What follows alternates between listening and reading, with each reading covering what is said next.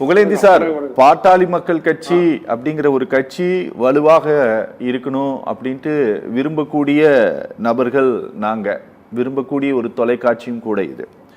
ஏன் அப்படின்னா, நாங்கள் தினந்தோறும் எடுக்கக்கூடிய தலைப்புகளில் எதிர்கட்சி தலைவர் எடப்பாடி பழனிசாமியினுடைய அறிக்கை எடுக்கிறோமோ இல்லையோ, டாக்டர் ராமதாஸினுடைய அறிக்கையோ அல்லது அன்புமணி ராமதாஸினுடைய அறிக்கையோ தலைப்பாக எடுத்து நாங்கள் விவாதிச்சுட்டு இருக்கிறோம்.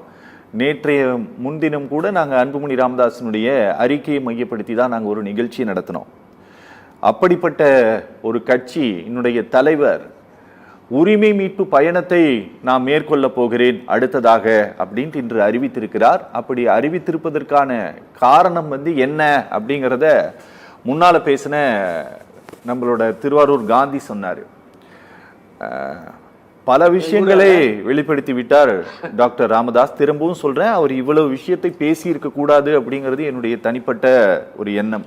ஆனா பேசிட்டாரு சார். இது எல்லாமும் களத்தில் டாக்டர் அன்புமணி ராமதாஸையும் பாட்டாளி மக்கள் கட்சியையும் இது டாக்டர் ஐயாவுடைய அந்த பேட்டி பலவீனப்படுத்துவதற்கான வாய்ப்புகள் இருக்கா சார்? நீங்க ஒன்ன கவனிக்கணும். நான் என்னுடைய நண்பர் காந்தி ரொம்ப நேரமா வன்னியர் சங்கம், வன்னியர் அமைப்பு, அப்புறம் பாமக, இது ரெண்டையுமே தனித்தனியாவே கொண்டு போறாரு. இல்ல சார், ரெண்டுத்துக்கும் வித்தியாசமே இல்ல. வன்னியர் சங்க அமைப்பு தான் அப்புறம் கட்சியா மாறுது. நான் உதாரணத்துக்கு 10.5 வேணும்னு கேட்டா அது யாருக்கு கேக்குறாங்க? நான் தப்பா கேக்குறேன், தப்பா சொல்ல. வன்னியர் சங்கம் இது வன்னியர் மக்களுக்கு வேணும் அப்படின்னு கேட்டு தானே தகராறு. எடப்பாடி இவரும் சேர்ந்துட்டு இது வர மாதிரி வரும் அப்படிங்கிற மாதிரி ஒரு ஏமாத்து வேலை. அப்ப 10.5ங்கிறது யாரு கேட்டீங்க? ஏமா நீங்க பொதுவான அரசியல் கட்சி நடத்துற நீங்க தமிழக மக்கள் உரிமைக்காக மொத்தமா சேர்த்து கேட்டிருக்கணும். இன்னும் அந்த வட்டத்துக்கு தானே இருக்கீங்க நீங்க. அந்த வட்டத்தை விட்டு வெளியிலேயே வரல. இப்ப என்ன பிரச்சனைனா, ரொம்ப காமெடியா நம்ம பிரகாஷ்க்கு இன்ட்ரெஸ்டிங்கா இருக்கும் கேட்கறதுக்கு. ஆனா இது முதல்ல சொல்லாம போயிட்டார் புகழேந்தின்னு. ரொம்ப பேர் இப்ப எதிர்பார்க்கறது, இந்த சண்டையில எல்லா விஷயத்தையும் சொல்றாங்க. பொய் சொல்றதே தொழிலா போச்சு அன்புமணிக்கு, அகம்பாவம் பிடிச்சவன், திமிரு பிடிச்சு, இப்படி எல்லாம் பேசுறாரு அப்பா பையனை. ஆனா இவங்க ரெண்டு பேர்த்துல யாராவது ஒருத்தர் ஒவ்வொரு இந்த கட்சிகளை எவ்வளவு பணம் கொடுத்துன்னு சொன்னா நல்லா இருக்கும்.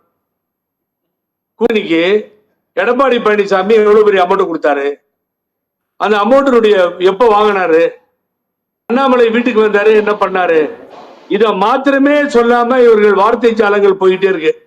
அந்த உண்மையை சொன்னா எல்லாரும் தெரிஞ்சுக்குவாங்க. ஏன்னா இப்ப 10.5 மக்கள் நலனோ எதுவுமே இப்ப அவங்களுக்கு முக்கியமா தெரியல சார். இந்த 12 வருஷம் கழிச்சு சித்திரை திருவிழா மாநாடுன்றாரு. யானை சின்னத்துல 4 தோணும், இப்ப 5 இருக்கும். இதுதான் நம்ம வளர்ச்சியான்னு கேக்குறாரு சார். அதெல்லாம் நடக்காம இருந்ததுக்கு ஏன் சார் நீங்க வேற நீதிமன்ற வழக்குகள் காரணம் சார் நடக்காமல் இருந்ததற்கு? என்ன நடக்காம இருந்தது? அந்த சித்திரை விழா நடக்காமல் இருந்ததற்கு, முழு நிலவு விழா நடக்காமல் இருந்ததற்கு நீதிமன்ற வழக்குகள் எல்லாம் காரணம். அதனால சொல்றேன். இல்ல அரவிந்த் தானே சொல்றாரு. அது எங்க ஐயா சொன்னாரு? ஐயா மேடையில சொல்லிருக்கணும், இவ்வளவு வருமா நடத்தாதுக்கு அதுதான் காரணம்னு சொல்லி. ஐயா சொல்லல. அத நீங்க எடுத்து பாருங்க.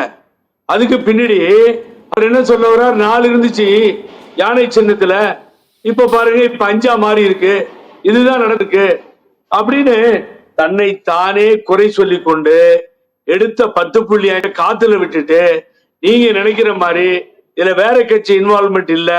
நான் சொல்றேன், கண்ணாடி உடைகிறது, கண்ணாடியை திருப்பியும் ஒட்ட முடியாது. நீங்க நினைக்கிற மாதிரி நாளை காலில் பேச்சப்லாம் இப்ப கிடையாது. இந்த கட்சியோட கூட்டணியில் கொண்டு போயிட்டு கடைசி நேரத்துல இல்லைன்னு சொல்றதும் மாத்திக்கிறது இவங்க பழக்கமா இருந்திருக்கலாம்.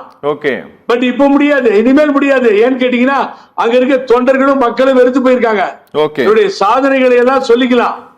சாதனைகள், வீரர், மாவீரன், அவரு காடு வெட்டி குருவனோடு போற ஒரு தீவிரமான ஒரு அரசியல்வாதியோ வீரனோ இல்லைன்னு அவர் சொன்னது உண்மைதான். இப்ப பார்க்கின்ற மக்கள் உங்களை மீண்டும் ஏற்றுக்கொள்வார்களா, ஒப்புக்கொள்வார்களா? இந்த சண்டையை 2 பேரும் மறந்துட்டு வெளியில வர முடியுமா? Political situation.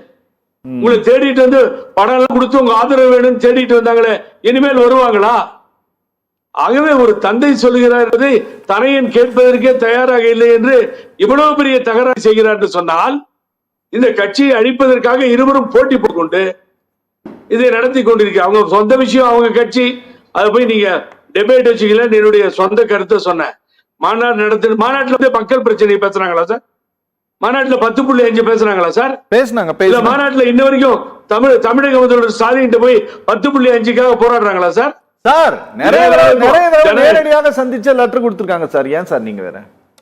இல்ல இல்ல இல்ல நீங்க என்ன அரவிந்த் சாரி, நீங்க வந்து ஒரு எக்ஸ்ட்ரீம் ஒரு லிமிட்டை மீறி போயிட்டு இருக்கு சார். இல்ல சார், அவங்க சந்திச்சிருக்காரு சார், அன்புமணி ராமதாஸ் சந்திச்சிருக்காரு சார், ஜாதிவாரி கணக்கு கேட்டிருக்காரு. ஆமாங்க, எனக்கு தெரியுங்க. ஆரம்பத்துல ஆட்சிக்கு வந்த உடனே போய் முதல்வரை சந்திச்சார்.